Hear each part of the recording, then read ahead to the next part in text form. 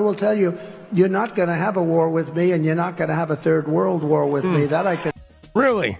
Yeah, really? All right, Trumpy, thank you. Thank you so much. Yes, quiet piggy. As soon as I saw the Fox News Chiron, it was like, I could just feel like how duped. I could feel how duped we've been. Like in my bones. It was this Chiron right here where it says Trump, Iran was going to have a nuclear weapon in 2 to 3 weeks. And that's when it fucking hit me. What a colossal bed of lies. These guys. I mean, dude, this is the shit that like Benjamin Netanyahu has been saying since the 90s, bro. Iran is so dangerous. Weeks away from having the fissile material for an entire arsenal of nuclear bombs. That Chiron, dude, 2 fucking weeks, bro. I don't think this is going to be a short thing. I mean, initially, it was sort of like Trump made it seem like, oh, they're going to, you know, bomb for a couple of days. This thing's going to be like lickety split. But this shit is, it's going to drag out. I want to talk about leverage. With every passing day, we have more and more leverage because we have more and more capabilities. We're hitting them harder and harder, and they have less of an ability to defend themselves. So we're pressing the offensive every single day, creating all the leverage the president needs for the outcoming wars. So it sounds like you think they're running out of one or both of the drones. Well, I think when you look, I mean, they're sending in much less drones. They're being decimated now. You know, at some point, I don't think there'll be anybody left, maybe, to say we surrender. They're being decimated, and when you look, also, all of a sudden they apologized to the Middle Eastern states that they shot at them. I was very surprised to see they did that, but you mark that down as a victory for us and for the Middle Eastern states, who are really friends of ours. But I guess they're not going to be shooting at them anymore. They apologized, and we'll see what happens. But that's a big loss. That's a surrender right there. I called it a surrender today. When they apologized and said they're not shooting at them anymore, that's really a surrender to those states and to us. So, anything else? Sir, some Iranians are concerned that the Kurds will carve out kind of an autonomous region as they did in Syria and Iraq. We're not looking to the Kurds going in. We're very friendly with the Kurds, as you know, but we don't want to make the war any more complex than it already is. No. You've ruled that out? We don't want, I have ruled it out. I don't want the Kurds going in. I don't want to see the Kurds get hurt, get killed. We've had a good relation. They're willing to go in, but I've told them I don't want them to go in. Do you think the map of Iran will... I just think the war is complicated enough without getting the Kurds involved. Boy, he sure has no problem calling this thing a war, doesn't he? I mean, you notice that? He's just glibly, oh, the war, this war, the war. He has no problem calling it a war, doesn't he? Even though, like, I mean, has Congress declared war? The fuck are they doing, bro? Jesus. Pine box now. I mean, I don't know, dude. I'm watching him and Hegseth, and it just sort of seems like they're way in over their head, right? But now look at this, because this is one of the TPUSA goons, Andrew Colvett, these fucking losers, these MAGA shitters. But look at what he says here. He says, this might be one of the most insightful exchanges yet into President Trump's internal thinking on Iran. Said he's prepared for this taking as long as he needed to achieve what other presidents didn't have the wherewithal to do. And this is key. I don't want to just come back every 10 years, and mostly you'll have presidents, mostly that won't do that because they don't get it.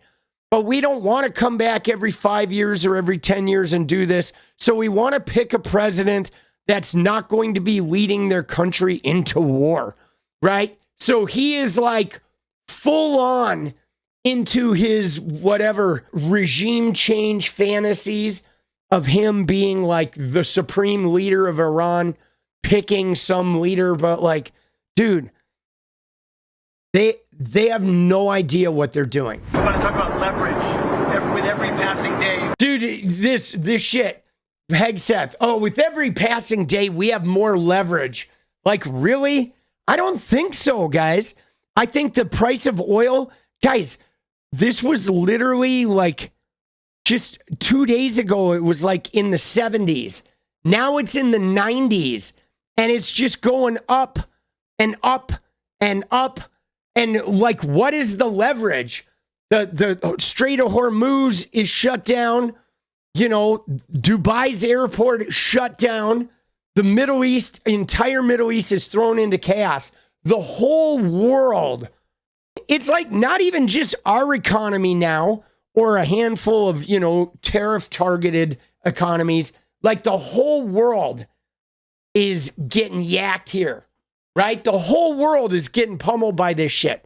With every passing day, we have more and more leverage. Oh, yeah. Because we have more and more capabilities. We're hitting them harder and harder, and they have less. We have more and more leverage because we have more and more capabilities, guys, right? Every day we have more and more leverage because we have more and more capabilities.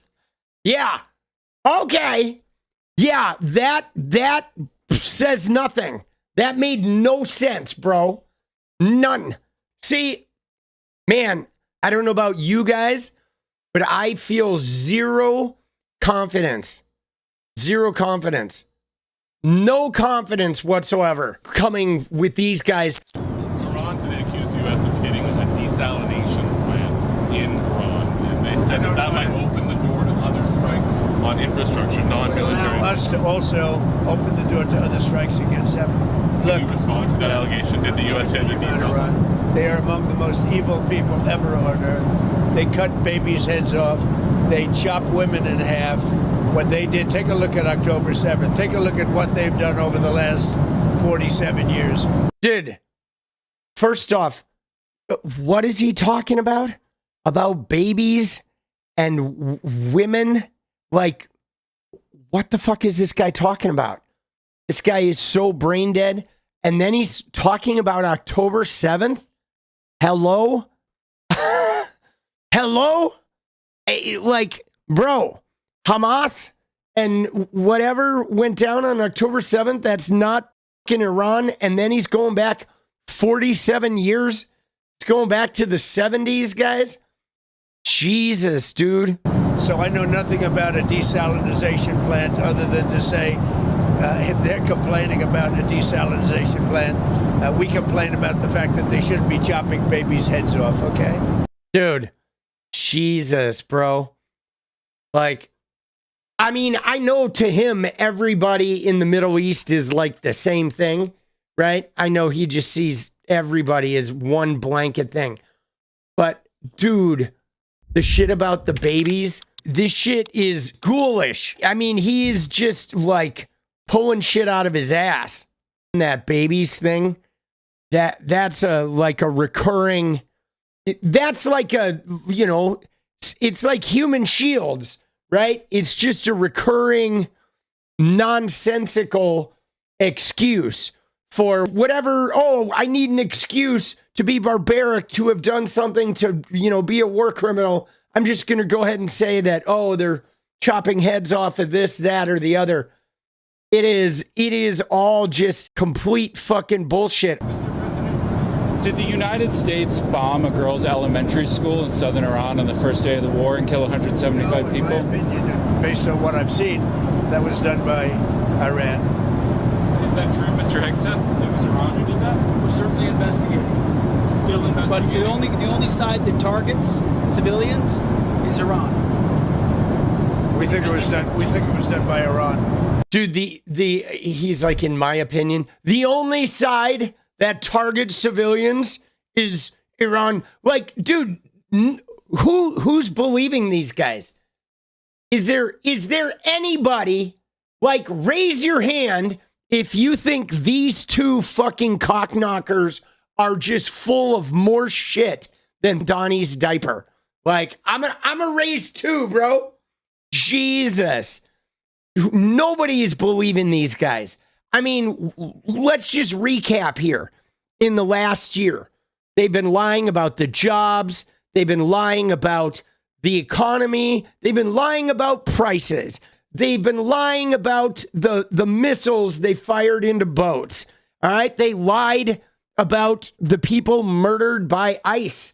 They've lied repeatedly about every criminal interaction with ICE and somebody, whether they, kept saying people were using their vehicles as projectile weapons. It has just been lies upon lies upon lies, right? And now they're basically, it's like they're repeating nearly verbatim the same shit that Netanyahu and the IDF said while they were pummeling Gaza. Same shit. And, right down to that Chiron that says, oh, they're going to have a nuclear weapon in 2 weeks.